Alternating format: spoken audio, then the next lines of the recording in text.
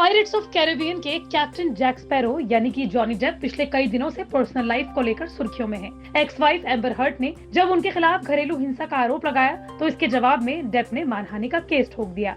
6 हफ्ते तक चली कोर्ट में सुनवाई के बाद जूरी ने फैसला हॉलीवुड एक्टर जॉनी डेप के पक्ष में सुनाया। एम्बर को मुआवजे के तौर पर जॉनी को 1.5 अरब यानी कि $15 मिलियन रुपए चुकाने होंगे। हालांकि अब जॉनी के वकील ने खुलासा किया है कि ये केस कभी पैसों को लेकर था ही नहीं, ये केस जॉनी डेप की साख को वापस लाने को लेकर था। ऐसे में माना जा रहा है कि एम्बर इस बात को लेकर चैन की सांस ले सकती हैं कि शायद उन्हें डेप को इतनी भारी भरकम रकम ना चुकानी पड़े। हालांकि वकील ने इशारों में एक शर्त का भी जिक्र किया। जॉनी डेप के वकील बेंजामिन चू ने इसको लेकर बहुत बड़ी हिंट दी है।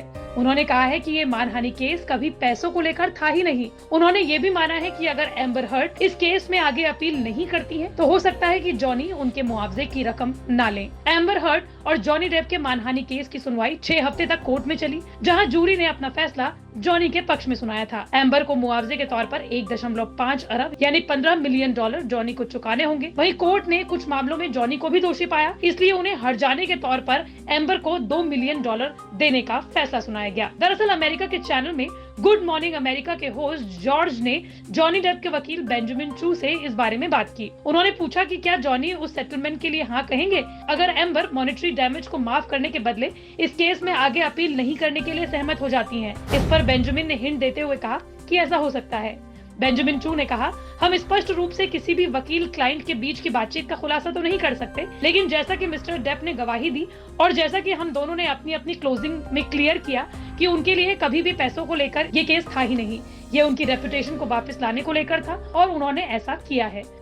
जॉनी और एम्बर की शादी साल 2015 में हुई थी। इससे पहले दोनों ने सालों तक एक दूसरे को डेट किया था। हालांकि शादी के 1 साल बाद ही दोनों के रिश्तों में अनबन शुरू हो गई। एम्बर ने जॉनी पर घरेलू हिंसा का आरोप लगाया था और काफी उथल पुथल मचने के बाद साल 2017 में दोनों ने तलाक ले लिया था। दोनों के बीच कानूनी लड़ाई की शुरुआत तब हुई जब एम्बर ने साल 2018 में अमेरिका के सबसे बड़े अखबारों में से एक द वॉशिंगटन पोस्ट के एक आर्टिकल में डोमेस्टिक वायलेंस का जिक्र किया। इसके बाद जॉनी ने एक्स वाइफ के खिलाफ मानहानि का केस ठोक दिया। इस मानहानि केस का ट्रायल अप्रैल 2022 से शुरू हुआ और 1 जून को इस पर फैसला आ गया।